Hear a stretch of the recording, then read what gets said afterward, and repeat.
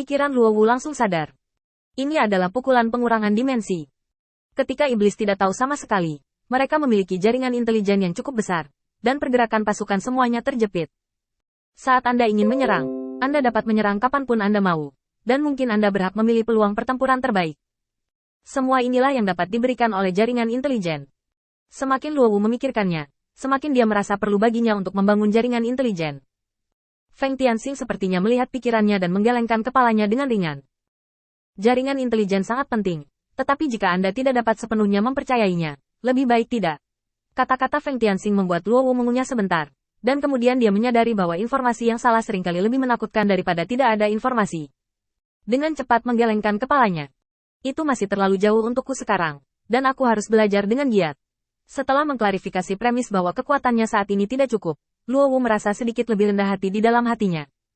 Ini hanyalah beberapa hal yang diserahkan Feng Tianxing kepadanya. Feng Tianxing masih memiliki banyak hal di tangannya, yang layak untuk dipelajari. Setelah beberapa obrolan, Mozu mengirim Feng Tianxing untuk kehilangan informasi. Memang ada iblis yang lengkap di kota, dan sekarang dia sedang beristirahat di toko anggur. Bahkan lokasi tepatnya diberikan. Feng Tianxing menoleh untuk melihat Luowu yang ada di sampingnya. Tubuh lengkap, apakah kamu yakin bisa menurunkannya? Luowu mengangguk dengan cepat. Jangan katakan apa-apa lagi. Aku seharusnya tidak punya masalah dengan seluruh tubuh. Mereka yang berani melakukan sesuatu dengan sera dan masih dapat digunakan kembali. Tidak peduli bagaimana mereka memikirkannya. Itu tidak akan sederhana. Dan kekuatan serta kemampuan sangat diperlukan. Feng Tianxing menunggu Luowu pergi ke restoran.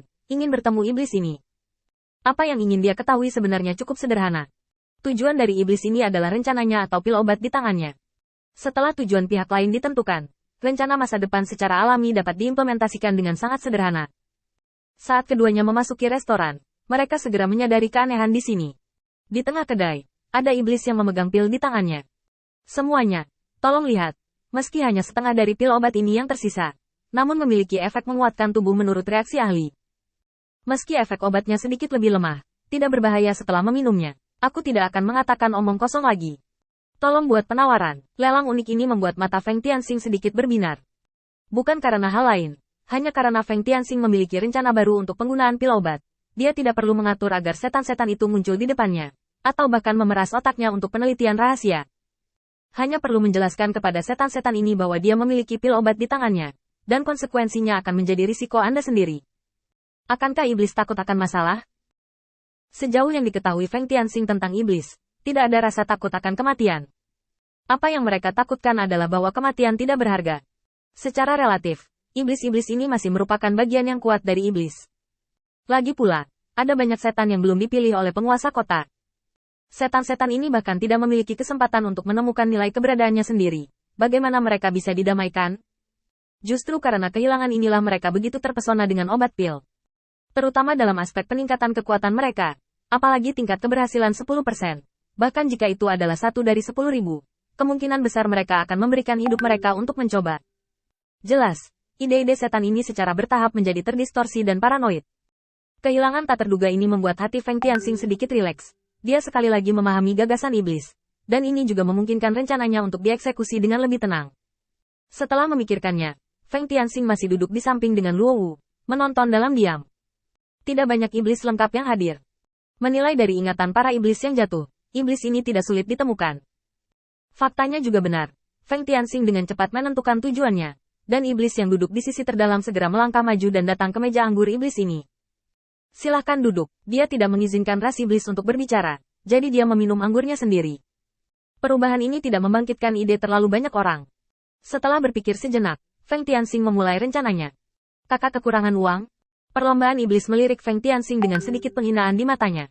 Tampaknya masalah ini tidak layak untuk dibahas. Melihat ras iblis tidak tertarik, Feng Tianxing melanjutkan. Apa tujuanmu menjual pil ini? Jika kamu kekurangan uang, aku bisa memberimu beberapa di sini. Selama kamu berjanji untuk menelan pilnya dan memberitahuku reaksi iblis. Aku punya banyak pil yang hilang di tanganku. Demon Rache tiba-tiba memandang Feng Tianxing. Memandang Feng Tianxing dengan hati-hati. Dan tiba-tiba menundukkan kepalanya dan berhenti melihat hal-hal lain. Feng Tianxing mengenakan sutra hari ini, yang persediaannya sedikit di antara para iblis. Bahkan jika Anda punya uang, Anda tidak dapat membelinya tanpa sumber daya jaringan tertentu. Ini adalah simbol bangsawan yang tepat. Dengan koneksi dan sumber daya seperti itu, Terlalu sederhana untuk membuat iblis alien kehilangan berita. Jangan ragu untuk mendorong gelas anggur ke samping. Jangan tertarik padaku. Itu hanya akan membunuhmu. Feng Tianxing tidak peduli. Hanya menggelengkan kepalanya. Sepertinya kamu tidak punya ide untuk berbicara denganku. Biarlah. Jika kamu punya ide, kamu bisa datang kepadaku kapan saja. Saat Feng Tianxing meletakkan liontin giok di atas meja, dia pergi. Luo Wu di samping juga berdiri dan dengan hormat mengikuti Feng Tianxing. Sikap ini membuatnya lebih yakin bahwa Feng Tianxing tidak boleh terprovokasi. Untungnya, dia hanya menahan diri dan tidak bergerak, dan iblis yang mengikutinya memiliki kekuatan yang sama dengannya. Melirik liontin giok itu, dia hanya ingin menghancurkannya. Tetapi setelah memikirkannya, dia masih mengantongi liontin giok itu. Menurutnya, Feng Tianxing memiliki status yang mulia, sumber daya yang tak terhitung jumlahnya, dan koneksi yang cukup, dan dia memiliki sedikit nilai untuk dibingkai. Kalaupun itu adalah efek dari pil obat ini, diperkirakan hanya karena penasaran, atau dia tidak nyaman untuk bertindak karena identitasnya.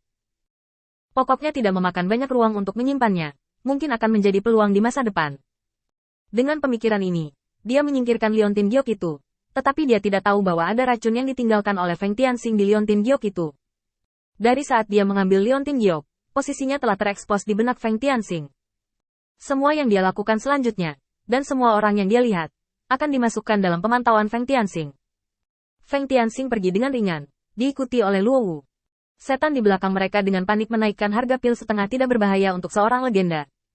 Adegan aneh seperti itu membuat Feng Tianxing tidak berdaya, dan dia menggelengkan kepalanya. Setan masih berbeda dari manusia. Mengambil pil obat untuk meningkatkan kekuatan mereka secara paksa adalah sesuatu yang diperbolehkan oleh umat manusia. Tetapi pil yang dijarah masih diambil dari mayat orang lain,